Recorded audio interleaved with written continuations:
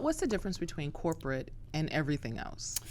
It's a huge difference. Like with corporate, you're working with normally like a big hotel, a big corporation, doing their lunches or whatnot. I've always done hotels.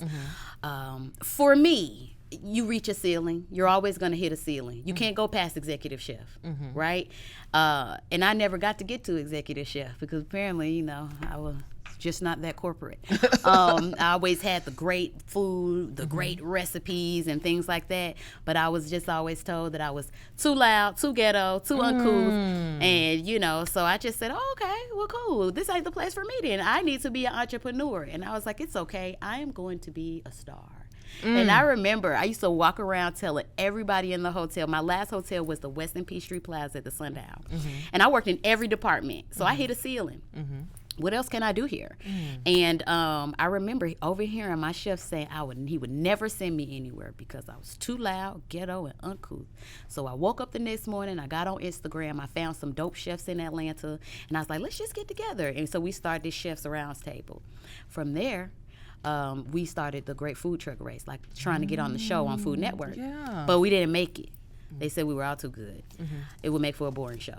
You're all too good. It would make for a boring show. Dang. So they ended up calling me back and they said they really loved me. And so I was like, okay, cool. So now at this point, I'm catering, but I'm still working. A lot of people think that if you have a job, it's just so bad. It's not. That job funded my dreams, right? I used to go to work every day, and the way that I made it through work was just by knowing, like, okay, I'm going to go to work, I'm going to take this check, I'm going to just buy a little bit more equipment. I'm going to buy more equipment on my next check, and then more and more and more until I just had this big plethora of items. And, we'll get into the rest later. That's when I got into TV. Well, that's my next question. Glad you read my mind. How did you transition from corporate to TV chef? What was that like? Take me through that. That was difficult because I got in just as a competition chef, like I said.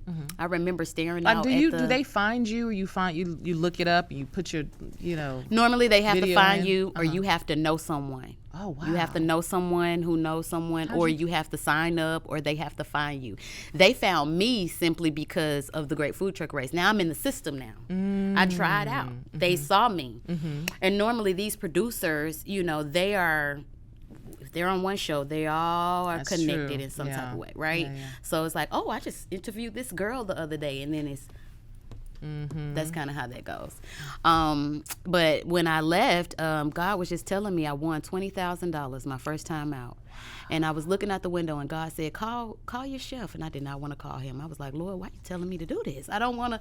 And I remember calling him, telling him I won. And when I got back, the same man who said all those things about me, he threw me a party, he had the general manager there, and then from that day forward, he told everyone, he taught me everything I knew. But the moral of the story, because I know how to play the game, so I was just like, you sure did, whatever.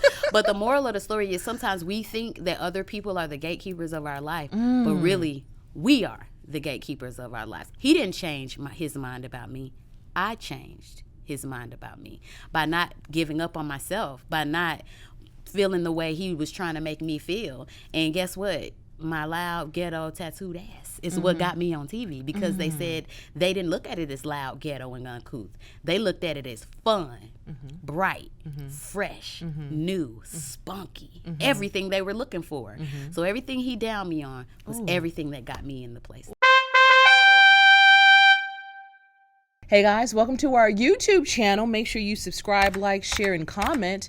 You never know what I might be in the comments. And also, thank you guys for continuing to watch.